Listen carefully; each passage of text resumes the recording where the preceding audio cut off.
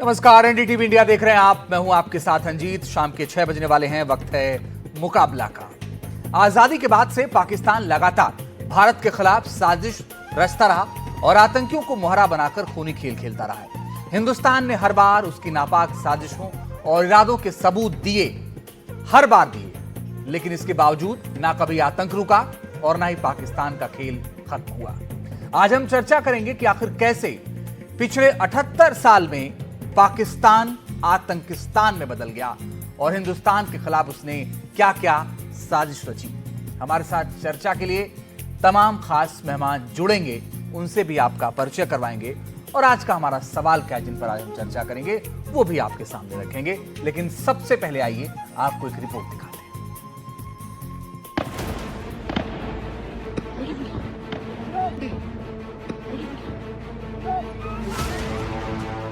आतंक को पालने पोसने वाला पाकिस्तान अपनी हरकतों से कभी बाज नहीं आएगा।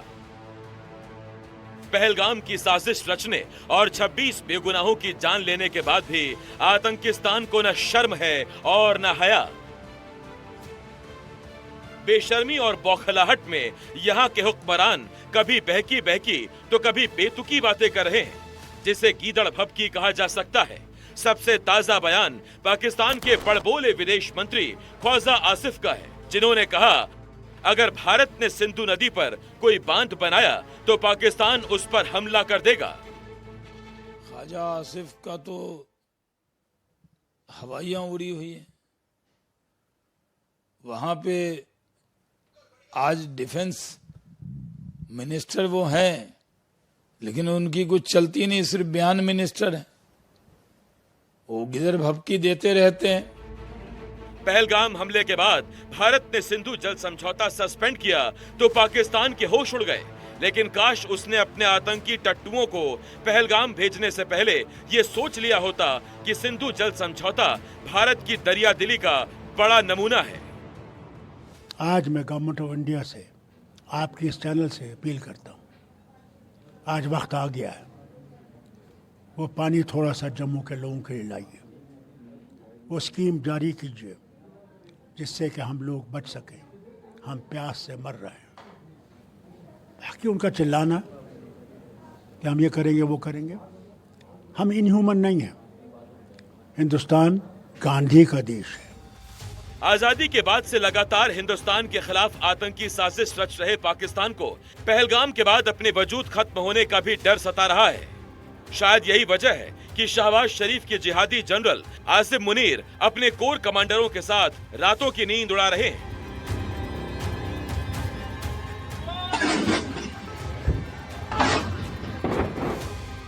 बैलिस्टिक मिसाइलों का परीक्षण भी किया जा रहा है, लेकिन पाकिस्तान को यह समझ लेना चाहिए कि बात काफी आगे बढ़ चुकी है। सहने की भी एक सीमा होती है। अब हिंदुस्तान ने तय कर लिया है कि आतंक की जमीन को नेस्तनाबूद करने के लिए चौतरफा घेराबंदी होगी। भारत ने पाकिस्तान से डायरेक्ट या इनडायरेक्ट इंपोर्ट पर पाबंदी लगा दी है। Confederation of all India traders प्रधानमंत्री के साहसिक निर्णय के लिए उनको धन्यवाद देता है। ये निर्णायक कदम है। यह निर्णय निश्चित रूप से एक स्पष्ट संदेश देता है कि पाकिस्तान की ओर से निरंतर शत्रुतापूर्ण संबंध और गतिविधियां बनी रहें और भारत विरोधी रुख के बीच व्यापारिक और आर्थिक गतिविधियां चल नहीं सकती हैं। बात सिर्फ आयात की पाबंदी पर खत्म नहीं होती, बल्कि भारतीय बंदरगाह पर पाकिस्तानी जहाज बैन कर दिए गए हैं। पाकिस्तान से आने वाली चिट्ठियों और पार्सल पर पाबंदी लगा दी गई है। भारत ने IMF से पाकिस्तान को मिलने वाले लोन की समीक्षा के लिए कहा है। पाक PM का सोशल मीडिया अकाउंट भारत में ब्लॉक कर दिया गया है। भारत की सख्ती और पाबंदियों से साफ है कि अब पाकिस्तान की एक नहीं चलेगी। पूरी दुनिया जानती है कि आतंक और पाक का कैसा नापाक रिश्ता है। भले ही वो मासूम बना रहता है, खुद को बेगुनाह कहता है और सबूत मांगता रहता है, लेकिन इस बार न सबूत न गवाह, सीधे एक्शन।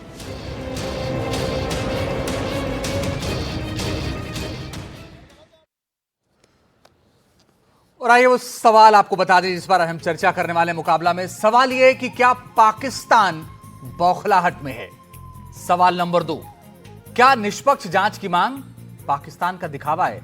सवाल नंबर 3, क्या पाकिस्तान को आतंकवाद के सबूत देने का कोई फायदा है? क्योंकि हम पहले भी दे चुके हैं। सवाल नंबर 4, पूरी दुनिया पाक के झूठ को जानती है तो आखिर सख्ती क्यों नहीं होती? ये वो सवाल है जिनका जवाब आना बहुत जरूरी है और इसी पर बात करने के लिए मेरे साथ स्टूडियो मौजूद हैं सुरेंद्र सिंगलाली जी, जो कि राजनीतिक विश्लेषक हैं। बहुत स्वागत है सर आपका। ऋषि मिश्रा जी मेरे साथ जुड़ रहे हैं, राजनीतिक विश्लेषक हैं। बहुत स्वागत है सर आपका। कर्नल दिनेश सिंह जी जुड़ रहे हैं, रिटायर्ड स्ट्रेटेजिक अफेयर एक्सपर्ट। स्वागत है सर आपका। Major general retired SP Sinha sir जुड़ गए हैं रक्षा विशेषज्ञ के तौर पर, और lieutenant general Shankar Prasad sir जुड़ गए, डिफेंस एक्सपर्ट। आप सभी का बहुत स्वागत है। एसपी सिन्हा साहब, पहला सवाल आपसे। आपने तो बहुत सारी चीज़ों को देखा होगा 99 से लेके पहले भी। मैं आपसे समझना चाहता हूं कि वक्त वक्त पर पाकिस्तान को आईना दिखाया गया, सबूत दिया गया। जब उसने कहा कि नहीं हम निष्पक्ष जांच के लिए तैयार हैं, हमने उसको मौका दिया, बावजूद इसके कुछ नहीं बदला। आज फिर हम वहीं खड़े हैं, वही चर्चा कर रहे हैं। देखिए, मैं बिहार का रहने वाला हूँ। अब बिहार में एक कहावत है कि कुत्ते की पूंछ पाइप में डालिए, 6 महीना के बाद निकालिए तो टेढ़ी की टेढ़ी रहेगी। तो सोल्यूशन क्या है? 1947 से पाकिस्तान हमारे साथ दुर्व्यवहार करता रहा है, आतंक फैलाता रहा है जी। देखते एक जमाने में एवरी ऑल्टरनेट डे कहीं ट्रेन ब्लास्ट हो रहा है, कहीं बस में ब्लास्ट हो रही है, करते रहे लोग। और यहाँ की पुरानी सरकारें एकदम पैसिव मूड में रहती थी। मनमोहन सिंह ने ओबामा को क्या कहा था कि हमने हरकत पाकिस्तान के खिलाफ इसलिए नहीं किया कि गलत संदेश एक ग्रुप विशेष को जाता।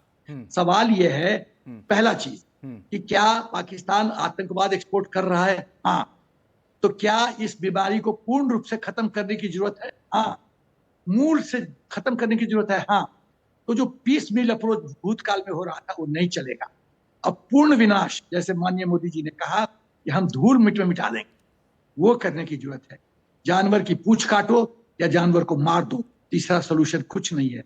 आप आतंकी को मारते हैं, उससे कोई फर्क नहीं पड़ता है। 10 मारिए, 20 पैदा हो जाएंगे, क्योंकि इनके मन में जहर घोला हुआ है। आतंक कहां से शुरू होता है? जो प्रिंसिपल कैरेक्टर कौन है? जनरल मुनीर इस केस में। तो पाकिस्तान आर्मी चीफ, जो भी पाकिस्तान आर्मी चीफ रहता है, वो है culprit number 1। Culprit number 2 ISI, ये है कल्पिट नंबर 2। जब तक इन दोनों को सजाए मौत नहीं दी जाएगी तब तक चीजों में सुधार नहीं आएगी। तो सजाए मौत कैसे होगा? पाकिस्तान को सबक सिखाने के लिए ऐसा सबक याद रखिए, 71 इनको सबक सिखाया था, लेकिन वो उतना एडिक्वेट नहीं है। एक और इनको सबक सिखाने की जरूरत, तब बात बनेगी। अदरवाइज ये संभलने वाले नहीं है। ये टेढ़े के टेढ़े रहेंगे, क्योंकि इनके दिमाग में जो कीड़ा भरा हुआ है ना, गजबाए हिंद का, हम हिंदुस्तान को जीत लेंगे। सब जंग ये हारे हैं, लेकिन वो फितूर नहीं गया है, वो कीड़ा नहीं हटा है। उस कीड़ा को खत्म करने की जरूरत है, और कीड़ा खत्म करने का एक ही उत्तर है, पूर्ण विनाश, और कोई सोल्यूशन नहीं। ठीक है सर। दिनेश सिंह सर, मैं एक चीज समझना चाहता हूं कि सर ने भी जिक्र किया और ये पूरी दुनिया जानती है कि वहां आसिम मुनीर और ISI पूरी की पूरी जो तैयारी है वो यही करते हैं। कहीं ऐसा तो नहीं है कि वो अपने पॉलिटिकल फायदे के लिए करते हैं और उनको ये डर था कि सरकार एक इस्टेब्लिश हो रही है, बहुत दिन से वहां पर जो सरकार है वो इस्टेब्लिश हो रही है, तो भाई ये करा दो ताकि सरकार पर भरोसा लोगों से उठ जाए और जनता का भरोसा, पाकिस्तान का जो भरोसा है जनता का, वो हमारे ऊपर आ जाए। एक तो ये बात रही। दूसरी ये रही कि अगर ये वो अपने देश में कर रहे हैं, उसका नुकसान हमें हो रहा है, तो इसका सोल्यूशन क्या है?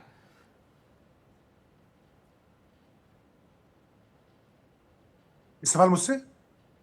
जी सर। ओके अजीत, देखिए, हमें एक चीज समझनी पड़ेगी कि चाहे वो 1947 से लेके अब तक अगर वहां पे कोई आतंकवादी हैं तो वो है पाकिस्तान की सेना। उनके प्रॉक्सीज है, जैसे कि ईरान के प्रॉक्सीज है, हिजबुल्लाह है, हमास है, हुती है, और पर्दे के पीछे रह करके काम करने वाले लोग हैं। आप इनकी हिस्ट्री में चले जाइए। 1947 के अंदर इन्होंने कबालियों को भेजा, लेकिन उनकी ड्रेस में खुद पाकिस्तानी भी आए कश्मीर को हड़पने के लिए। लेकिन उसी दौरान में जब इजराइल की लड़ाई चल रही थी सभी अरब देशों से, यही लोग हैं जिन्होंने हथियार और गोला बारूद भेजा था जॉर्डन के और सीरिया के पास में। 1967 और 1973 की वॉर के अंदर जॉर्डन के अंदर और सीरिया के अंदर जो एयरक्राफ्ट के जो पायलट्स थे ये पकड़े गए थे, ये पायलट्स पाकिस्तान के वहां गए हुए थे लड़ने के लिए। उसके अलावा 1967 के अंदर इजराइल ने वेस्ट बैंक के अंदर 50 के करीब सैनिक इनके कैप्चर किए थे। उसके बाद आप देखिएगा ब्रिगेडियर जियाउल हक, जब सुदान के जो सुदान बोल रहा हूं मैं आपको, जॉर्डन के जो किंग थे, उन्होंने बुलाया था कि भाई अराफत के टाइम पे कुछ लोग थे, उन्होंने हाथ हथियार उठा लिए थे, यही वो लोग हैं। ब्रिगेडियर जियाउल हक के नीचे इन्होंने 20,000 लोगों का कत्ल किया। उसके बाद जियाउल हक जब यहाँ पे आके बना तख्ता पलट के, उसने क्या किया, operation Topac, bleed India with 1000 cuts, पूरे के पूरे कश्मीर के अंदर उसने आतंकवाद फैलाने का जो है वो जिम्मा उठा लिया। उसी दौरान में आप बांग्लादेश में चले जाइए, शेख हसीना के ऊपर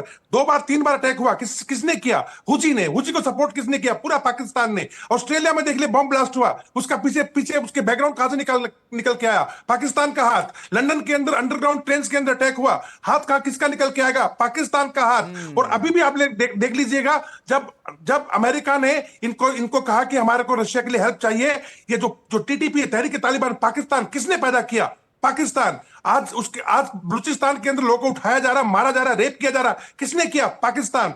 बांग्लादेश में जब ईस्ट पाकिस्तान था, 3 लाख लोगों को मारा, 1 लाख लेडीज की रेप किया, किसने किया, पाकिस्तान। ये सभी वही आतंकी हैं। और अभी आप देख लीजिए, चाहे आपका बॉम्बे अटैक हो, चाहे बॉम्बे के अंदर ट्रेन ब्लास्ट हो, चाहे आपका पार्लियामेंट के अंदर का जो हमारा अटैक हुआ था वो हो, पठानकोट ले लो, उरी ले लो, पुलवामा ले लो और पहलगाम ले लो, कौन है सब इसके पीछे, पाकिस्तान के वही आतंकी, जो कि पाकिस्तान का सेना अध्यक्ष और उसके साथ उसकी ISI।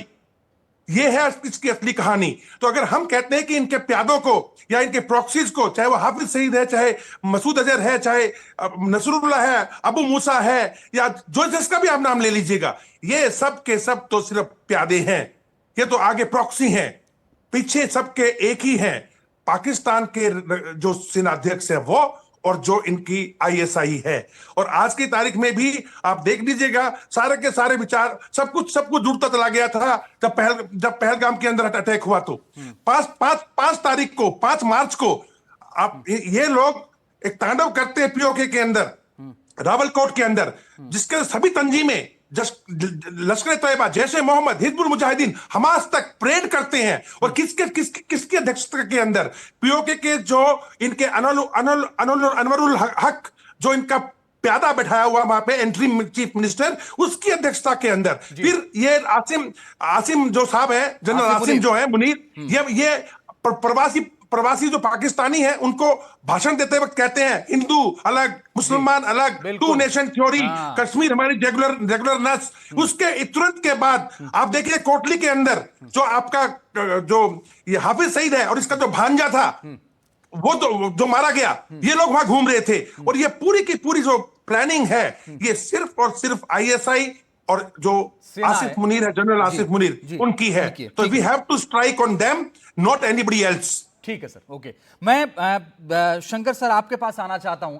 मेरा सवाल ये है कि चाहे वो 1993 हो, मुंबई सीरियल ब्लास्ट, मैं जिक्र इसलिए कर रहा हूं क्योंकि दाऊद इब्राहिम को शरण पाकिस्तान में मिली। मैं 2008 मुंबई हमले का जिक्र इसलिए कर रहा हूं क्योंकि लश्कर तैयबा का नाम उसमें आया, उसमें तमाम सबूत भी पाकिस्तान को दिए गए।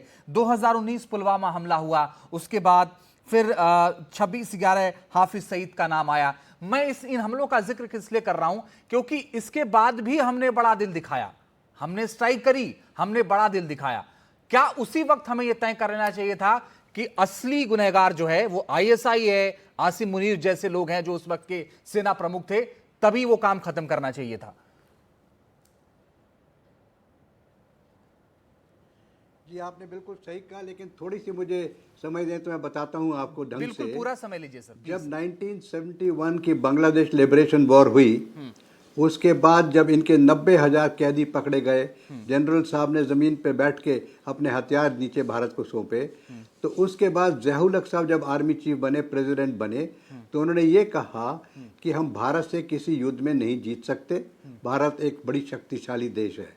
और उन्होंने ये कहा भारत से निपटने के लिए हमें we have to inflict 1000 cuts and bleed them with 1000 cut. उसका मतलब ये था कि हम टेररिज्म से ही केवल भारत को के लड़ सकते हैं, कन्वेंशनल वॉर में नहीं लड़ सकते। उन्होंने पंजाब में टेररिज्म शुरू किया, उन्होंने कश्मीर में किया। पंजाब में उनका चला नहीं, वहाँ तो पंजाब बहुत सख्त भारत के संग मिला हुआ है, सारी सेना ही पंजाब से आती है, तो पंजाब में तो वो फेल हो गए। उन्होंने बहुत ड्रग ट्रैफिकिंग कराई, बहुत कुछ कराया, लेकिन काम बना नहीं। कश्मीर में उन्होंने हिंदू मुस्लिम की बात को चला के वहाँ से कश्मीरी पंडित को वहाँ से भगा के तब ये कार्यक्रम शुरू हुआ टेररिज्म का। तो ये टेररिज्म चल रहा है जब से ज़ियाउल हक साहब ने चलाया। उस समय एक बड़ी ज़रूरी बात मैं आपको बता दूं कि ज़ियाउल हक साहब ने एक ऑर्डर पास किया कि आर्मी में अफसर बनने के लिए आपको रेगुलर स्कूल में जाना ज़रूरी नहीं है। उनको वो लोग कहते थे नॉन इंग्लिश स्पीकिंग ऑफिसर्स। वो सब मदरसे में पढ़ते थे, वो सब कुरान पढ़ते थे, वो कुरान के ज़रिए एक अफसर बनते थे। उनकी जो बेसिक एजुकेशन थी वो कुरान पर थी। उसके बाद आर्मी में आए, बाकी एजुकेशन शुरू हो गई, सब हो गया। तो आज आप देखिए जो उनके आर्मी चीफ हैं जो आज 56 साल के हैं, 56 ईयर ओल्ड, ये उसी टाइम के भर्ती हैं। जबकि कुरान के ऊपर if you could recite the Quran you are fit to be an officer, you don't have to be English speaking. तो ये उस टाइम के अफसर हैं।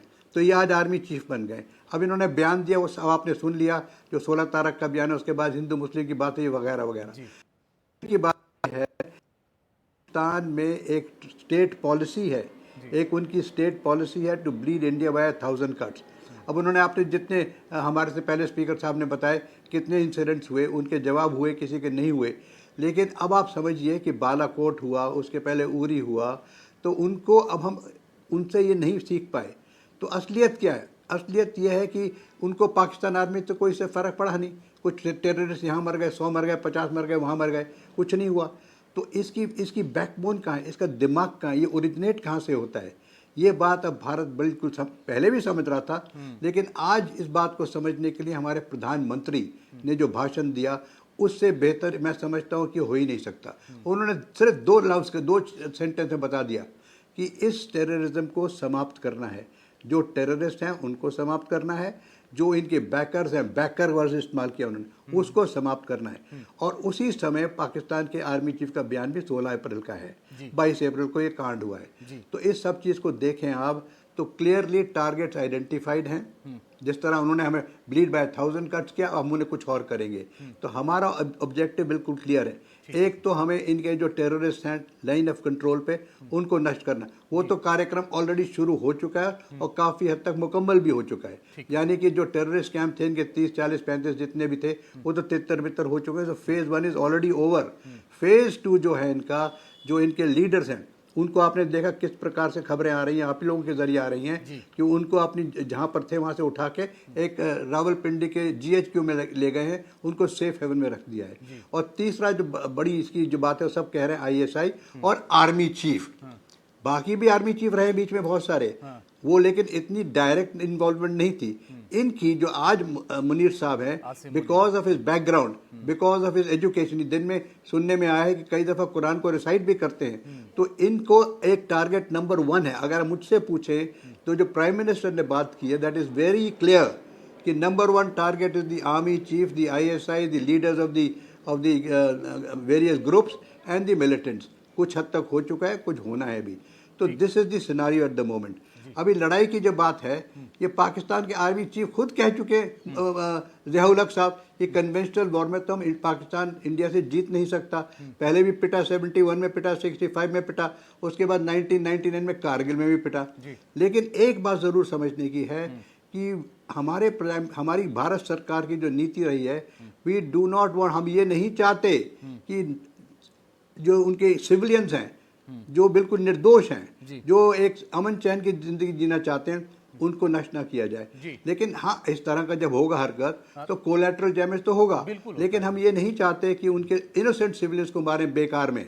तो अब इसके लिए क्या किया गया है? इसके लिए मल्टी डायरेक्शनल अप्रोच लगाई गई है। इसमें नेवी आ गई है, एयरफोर्स आ गई है, आर्मी अपना कार्य कर रही है और बाकी जितनी इंटेलिजेंस ऑर्गेनाइजेशन अपना काम कर रही हैं। आज की तारीख में सेना के पास बहुत आधुनिक जब साथ में आपने देखा होगा किस प्रकार से टेक्नोलॉजी बढ़ी है। ठीक है सर। जो बालाकोट थी उसके बाद भी टेक्नोलॉजी कितनी इंप्रूव हुई है। बालाकोट और आज के बीच में भी काफी अरसा गुजर चुका है। आज आर्टिफिशियल इंटेलिजेंस का इस्तेमाल हो रहा है। आज हमारे पास एजुकेशन आ रही है। मैं बिल्कुल सर, मैं अगले सेगमेंट में इसी पर आऊंगा कि हम आगे क्या कर सकते हैं और क्या इंप्रूवमेंट हुआ है। मैं अगले सेगमेंट में इसी पर आऊंगा। तब तक मैं कुछ और लोगों से राय ले लेता हूं। लाली जी, सब ने अपनी अपनी बात की। आप तो पाकिस्तान जा चुके हैं 3-4 बार, आपने अभी जिक्र किया। 2021 में आप आखिरी बार शायद गए थे। जब सब ये कह रहे हैं कि जवाब देना चाहिए, तो फिर इतना लेट क्यों हो रहा है? देखिए, एक जवाब देने का भी समय और सलीका होता है। सैम मानेक शॉ जी जब इंदिरा गांधी से मिलने गए कत्तर के लिए, तो उन्होंने भी बोला अपने लहजे में कि आई नीड 90 डेज। तो उन्होंने भी 9 महीने बाद उन्होंने किया। तो एक थोड़ा सा हमें भी पब्लिक को संयम रखना पड़ेगा, क्योंकि ये कोई गुड्डा गुड्डी का खेल नहीं है। 2 न्यूक्लियर पावर स्टेट्स हैं, इतने सारे और मुल्कों के मफाद जुड़े हुए हैं। तो ये वो नहीं है जो चल रहा है। इसमें चाइना भी एक इशू है जो भी आगे जाके उठेगा। पर मैं अगर कहना चाहूँ कि ये जो दहशतगर्दी है, इसके पीछे वर्दी है। मैं वहाँ गया और मैंने देखा, अंजीत जी, बात यह है कि पाकिस्तान एक सिर्फ फाइनेंशियल या पॉलिटिकल क्राइसिस में नहीं है, उनका एक आइडेंटिटी क्राइसिस है। क्योंकि देखिए, 2 नेशन थ्योरी के चक्कर में उन्होंने 2 मुल्क तो अलहदा बना लिए, पर 2024 78 साल के बाद भी फिर वो वही ढोल पीट रहे हैं। तो अब बन तो गए। अब उस समय 21% माइनॉरिटी थी 1947 में, आज 3% उसे भी मैं डाउट करता हूं। तो जो मुल्क यूद और हनूद की नफरत पे बना है, उनका सिर्फ एक ही था कि हम पनपे या ना पनपे, हिंदुस्तान को कैसे रोका जाए। हिंदुस्तान तो रुक नहीं रहा है। तो इससे अच्छा कि वो हमसे व्यापार करें, क्योंकि अब दुनिया देखिए छोटी होती चली जा रही है। आपके जो लाइक माइंडेड नेशन आपके ने उनके साथ रिलेशन बना के बढ़ना है, लेकिन वो नहीं करना चाहते। वो चाहते हैं कि हम तो डूब रहे हैं, हम हिंदुस्तान को कैसे पीछे लाए। मैं 3-4 पॉइंट आपको बताना चाहूंगा। जी बिल्कुल। 78 साल में 27 दफा IMF ने पाकिस्तान को बेल आउट किया है। 50% पाकिस्तान में इंटरनेट नहीं है। जरा देखिएगा आजकल के जमाने में 50 देश में, मतलब अभी नजम सेठी साहब का प्रोग्राम था करण थापड़ के साथ पिछले हफ्ते, 3 दफा बत्ती चली गई। मतलब जहां पे बिजली और गैस नहीं मिल पा रही है, वो बात कर रहे हैं दुनिया की 5वीं बड़ी मईशत से लड़ने की। जरा सोचिए, अब जमहूरियत तो इतना बड़ा वहां पे जोक रहा है कि एक भी प्राइम मिनिस्टर ने अपनी टर्म नहीं खत्म की है। मतलब जो सबसे पॉपुलर था वो भी जेल में बैठा है। और बड़ी माजरत के साथ कहना चाहूंगा कि उनकी पिंकी पीरनी भी काले जादू से सरकार चला रही थी। बताइए उस मुल्क का क्या करेंगे। 24 करोड़ आदमियों के साथ उन्होंने मजाक कर रखा है। मतलब खुद तो जो उनके बड़े सियासतदान है वो गुच्ची और अरमानी के जूते पहन के पहुंच जाते हैं जहां बाढ़ आती है। उनके दिल में इतना भी दर्द नहीं होता कि हमारे मुल्क में रोटी नहीं नसीब हो रही। पाकिस्तानी दुनिया भर में डंकी का रूट लगा के मीनियल जॉब्स कर रहे हैं। क्योंकि मैं कुछ साल अमेरिका में भी रहा। वो क्या कर रहे हैं वो छोड़ दीजिए, उनके यहाँ क्या चल रहा है वो तो जो उनका अपना मामला है, इंटरनल मामला है। लेकिन जो हमारे साथ कर रहे हैं वो हम क्या करें? देखिए, हमें अब करना पड़ेगा। अब पहली तो हम सबको आपस का मुबारकबाद देना चाहिए कि अब नरेंद्र मोदी जैसा एक सियासतदान आया है। और हमारा जो फॉरेन मिनिस्टर है, मुझे नहीं लगता उनसे काबिल दुनिया में कोई है। ये तो सारी दुनिया भी कहती है। तो अब हमें उनको हर तरीके से उनका हवा पानी बंद करना पड़ेगा। वो अजीत की पिक्चर थी जिसमें बहुत बढ़िया डायलॉग था। वो कहता, मोना डार्लिंग इसे लिक्विड ऑक्सीजन में डाल दो, लिक्विड इसे जीने नहीं देगी, ऑक्सीजन इसे मरने नहीं देगी। तो अब हम अपनी बना रहे हैं नीति, और मुझे नहीं लगता कि भारत सरकार को मुझसे इसमें सजेशन चाहिए, क्योंकि ये हमें उनको घेरना पड़ेगा। क्योंकि एक बात मैं खत्म करना चाहूंगा, क्योंकि वो सोच, सबसे बड़ी दहशतगर्द अगर कोई पूरी दुनिया में जमात है तो वो पाकिस्तान की मिलिटेब्लिशमेंट है। ठीक है, ऋषि जी सहमत हैं आप इनकी बात से? उनका भी तो जवाब चाहिए। बिल्कुल, देखिए हम सबको सहमत होना होगा। और देश के सुरक्षा का मामला है। और मैं आपको अजीत जी बताऊं कि हमारी सेना विश्व के सबसे ताकतवर सेनाओं में से एक है। और हमारी सेना जानती है कि कब कैसे पाकिस्तान को करारा जवाब देना है। पाकिस्तान की तरफ से जो कायराना हरकत हुआ है, जो 28-26 लोगों की निर्मम हत्या की गई है, उसका जवाब हमारी वीर बहादुर सेना है वो जरूर देगी। और कैसे देगी ये सेना तय करेगी। लेकिन देखिए, कुछ कटु सवाल हैं, उस पर बात करनी होगी। ये उससे हमें नहीं बचना चाहिए। सवाल ये है कि तमाम लोगों ने माना कि देश के पास सबसे ताकतवर और सबसे लोकप्रिय प्रधानमंत्री है, डिसीजन लेने वाले प्रधानमंत्री हैं, सबसे इंटेलिजेंट, राजनीति से लेकर तमाम चीजों में उनको चाणक्य का उपमा दिया जाता है, जो हमारे देश के गृह मंत्री हैं। राजनाथ सिंह जैसे तेज तरार देश के रक्षा मंत्री हैं, उसके बावजूद पाकिस्तान जैसे पिटी देश, छोटा मतलब एक कमजोर देश, जिसको अपने लोगों को खिलाने के लिए रोटी नहीं है, जिसको अपने लोगों को पिलाने के लिए पानी नहीं है, न दवा है, न प्रॉपर शिक्षा है, न प्रॉपर इंफ्रास्ट्रक्चर है, वो हमारे जैसे विश्व के तीसरी आर्थिक महाशक्ति पर इस प्रकार का हिमाकत कैसे कर पाता है। जहां ये घटना हुई है, पहलगाम में जहां घटना हुई है, वहां 4000 लोगों का स्ट्रेंथ था, वेल नोन पब्लिक स्पॉट था, और सुरक्षा के नाम पे एक भी सुरक्षा कर्मी नहीं थे। आपने देखा होगा कि जिन लोगों को मारा गया उसमें से एक के परिवार ने कहा कि 1.5 घंटे तक कोई सहायता नहीं मिला। ये आंतरिक सुरक्षा में चूक क्यों हुई, कैसे हुई? और मैं आपको बताऊं, 4 किलोमीटर के रेडियस में वहां कोई भी पुलिस पिकेट नहीं है, नंबर 1। नंबर 2, वहां पे चुनी हुई सरकार, आप देखिए तमाम जो लेफ्टिनेंट गवर्नर का जो वहां के जम्मू एंड कश्मीर के पुलिस से मीटिंग होती है, उसमें चुनी हुई सरकार के मुख्यमंत्री को आप कॉन्फिडेंस में नहीं लेते हैं। आज ही मुलाकात हुई, मुख्यमंत्री को नहीं बुलाते हैं। अभी मुलाकात हुई। अरे भैया, इससे पहले की बात कर रहा हूं जी। उमर अब्दुल्ला साहब अभी मिले हैं। आज की बात नहीं, हमले के बाद आज मुलाकात हुई है। आज की बात नहीं कह रहा हूं। जब लेफ्टिनेंट जनरल और वहां की जम्मू एंड कश्मीर की जो पुलिस की जो बैठक होती है, पहलगाम घटना से पहले की बात कर रहा हूं, वहां मुख्यमंत्री को वहां इन्वॉल्व नहीं किया जाता है। क्यों नहीं किया जाता है? जब जम्मू एंड कश्मीर की पुलिस लेफ्टिनेंट गवर्नर को रिपोर्ट करती है, तमाम सुरक्षा के इंतजाम केंद्र सरकार के जिम्मे है, तो ये पब्लिक डोमिनेट जो जगह है, जो पिकनिक का सबसे फेमस जगह है, वहां सुरक्षा के इंतजाम क्यों नहीं किए गए? ठीक है, उसके आगे क्या होता है कि कई दिनों से रैकी किया जा रहा था। उसके आगे हमारे इंटेलिजेंस के जो अधिकारी हैं क्या कर रहे, तो ये जिम्मेवारी तय होने चाहिए ना, जिम्मेवारी तय होना चाहिए कि नहीं होना चाहिए। मैं एक बात करके खत्म करता हूँ जी। जल्दी से आप लालिए, अगर उनका जवाब दे पाए तो दे दीजिए, फिर बाकी लोगों के पास जाऊंगा। एक बहुत पूरा बढ़िया, देश यूनाइट है। तो क्रिकेट में होता है कि मौका देख के चौका मारा जाता है, हर बॉल पे नहीं मारते। आपको एक अटैक तो हो गया जो नहीं रोक पाए, कितने रोके भी होंगे।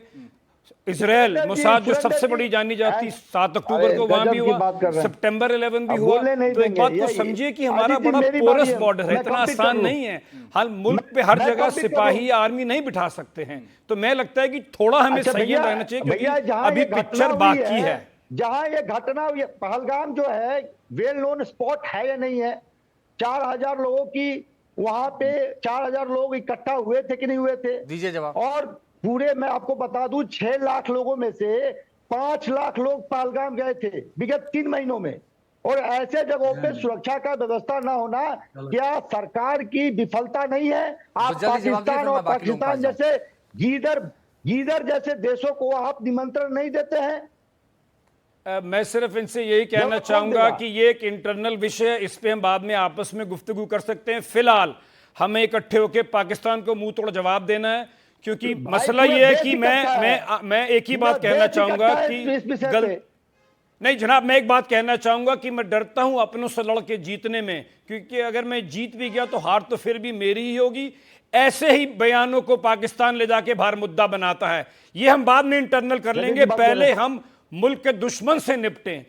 चूक होती है, सितंबर 11 हुआ, इतना हल्ला करता है अमेरिका, FBI, CBI इंटेलिजेंस है, मोसाद इतना हल्ला करती है, 7 अक्टूबर हुआ। आपको जो ये हो गया वो नजर आ रहा है, जो कितने नहीं हो पाए हैं। तो मुझे लगता है कि ये इशू है, पर फिलहाल हमें संयम रख के इकट्ठे होके पाकिस्तान को जवाब देना चाहिए। ठीक बात करें, बोलिए बृषि मिश्रा, जल्दी बताइए, बोलिए। मैं कह रहा हूं पुलवामा हुए, पूरा देश 140 करोड़ देशवासियों का खून खौला।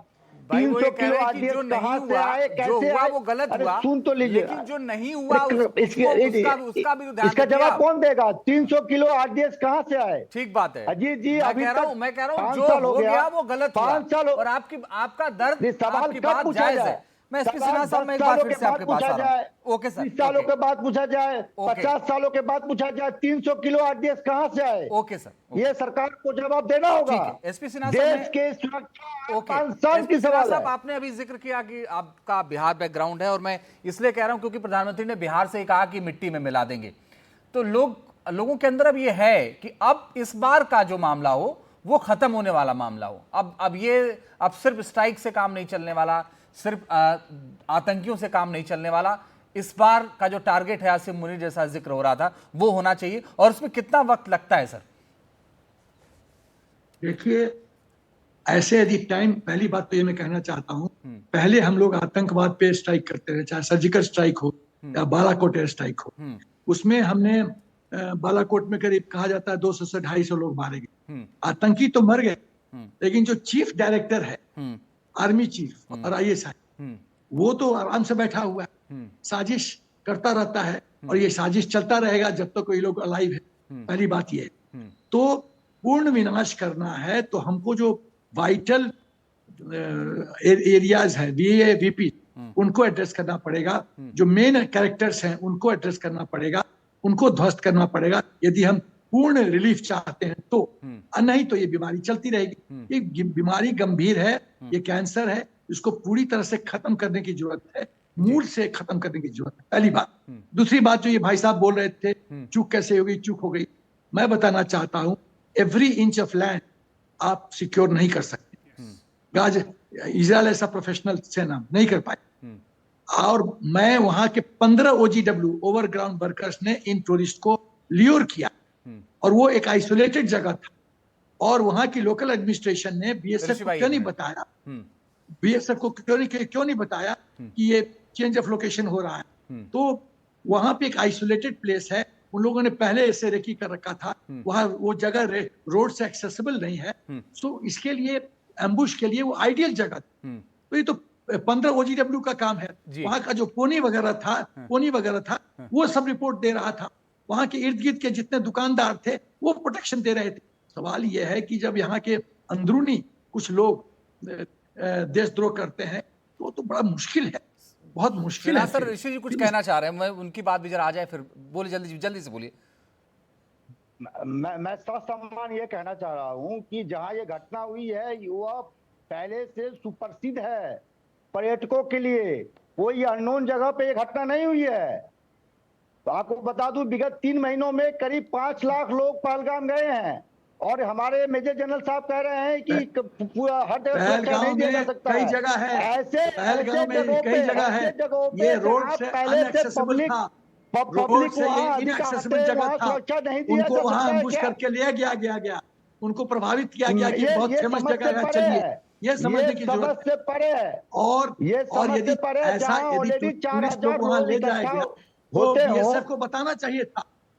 आप एवरी इंच सिक्योर नहीं कर सकते, कहना बहुत आसान है। ठीक है सर। अच्छे अमेरिका ऐसा देश 9/11 नहीं बचा पाया। ओके सर, ओके ठीक है। मैं ऋषि भाई मैं आपके पास आऊंगा, आगे आऊंगा ऋषि भाई, आपके पास आ जाऊंगा, पक्का आऊंगा आपके पास, पक्का आऊंगा सर। 2 सेकंड प्लीज 2 सेकंड जल्दी से। मैं कह रहा हूं कि प्रधानमंत्री के घर के आसपास या कोई थाना के आसपास कोई घटना हो जाए और हम कहें कि हम तब उसके आसपास सुरक्षा नहीं दे सकते हैं, पहलगाम जहां 4000 लोग इकट्ठा हुए वहां प्रधानमंत्री का, और आप सुरक्षा नहीं दे पाएंगे, मैं आपके पास आ जाऊंगा, कोई बात नहीं। प्रधानमंत्री मैं दिनेश सर आपसे एक चीज समझना चाहता हूं, vital area VP protection. Dinesh sir एक चीज आपसे समझना चाहता हूं कि जो अमेरिका में हमला हुआ उसके बाद फिर वैसा आतंकी हमला नहीं हुआ, और एबटाबाद में ओसामा बिन लादेन को अमेरिका ने मारा, ढूंढ के मारा, लगे उसमें समय लेकिन मारा।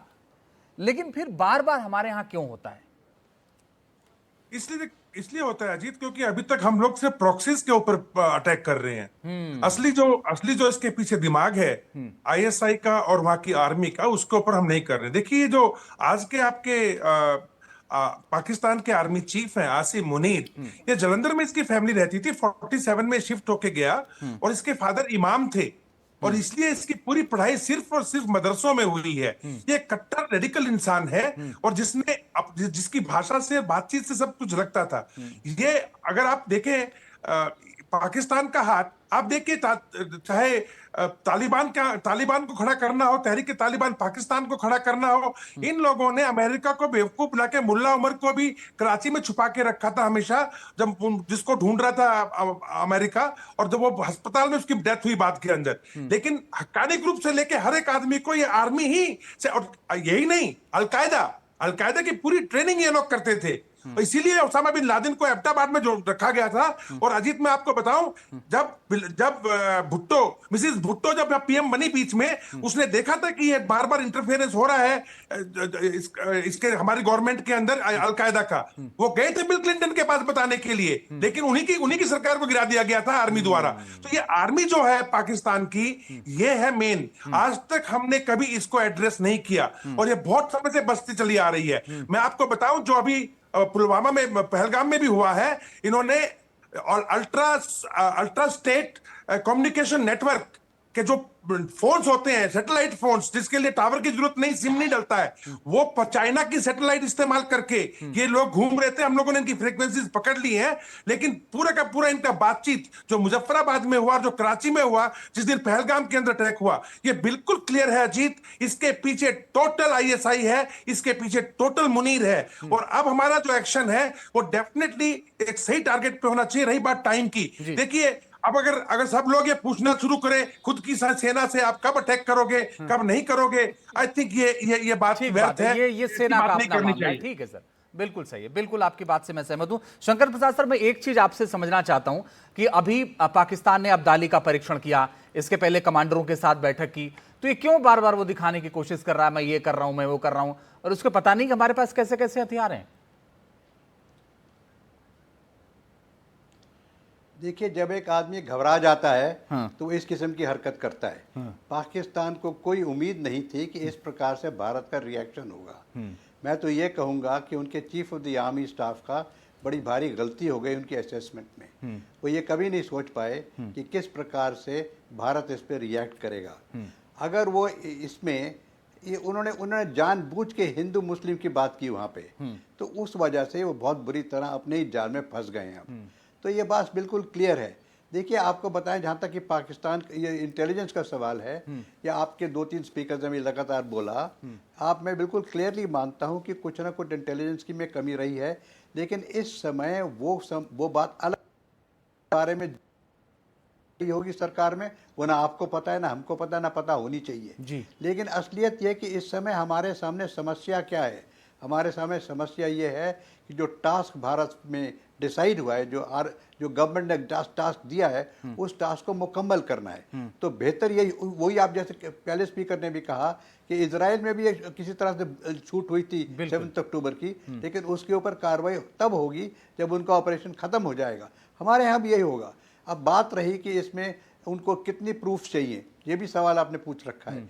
तो प्रूफ देखिए, हमने इनको कितने प्रूफ दिए, हर बार दिए हैं सर, मुंबई के बारे में प्रूफ दिया, सारे डोजियर्स बना के दिए जी, हर दफा दिए। और यहाँ तक कि इनको पठानकोट में आकर भी इनको इंस्पेक्शन कराने के लिए तैयार हो गए, उसके बाद भी नहीं माने ये।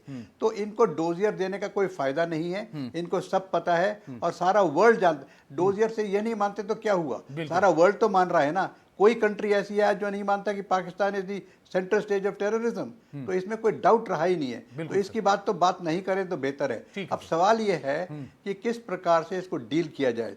देखिए, जैसे मैंने शुरू में कहा और बाकी सब भी कह रहे हैं कि we have identified targeted killing होगी। हमें टारगेटेड किलिंग करनी है। हमारे सामने जो 4 टारगेट्स हैं उनको नष्ट करना है। ठीक है सर। तो इसमें टैंक टू टैंक बैटल में अगर पाकिस्तान आना चाहता था अवश्य आए, तो उसको फिर 71 जैसी पिटाई मिलेगी, 65 जैसी पिटाई मिलेगी।